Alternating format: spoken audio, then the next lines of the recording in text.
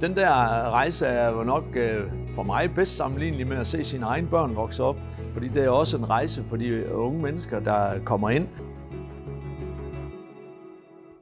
Mit navn er Bjarne Olsen. Jeg er faglærer her på Syddansk Erhvervsskole i lastvognsafdelingen. Det har jeg været i plus 10 år.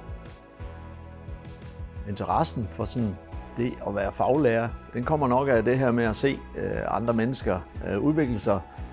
Det at være sammen med andre mennesker, der kan tingene tage forskellige retninger, som underviseren skal styre og agere i. Hvis man skal være underviser, så vil jeg først og fremmest sige, så skal man kunne lide at være sammen med andre mennesker. Man skal hele tiden tage ny viden ind. Man skal hele tiden opdatere sig på ny viden. Men at se udviklingen, at man kommer til et eller andet hovedforløb, får fortalt noget, selv tilegner sig noget viden omkring et eller andet emne, bagefter faktisk kan redegøre for, sådan her virker den her komponent, eller nu kan jeg justere den, og nu sidder den her, og nu fungerer den faktisk igen. Det er meget faglærerens løg.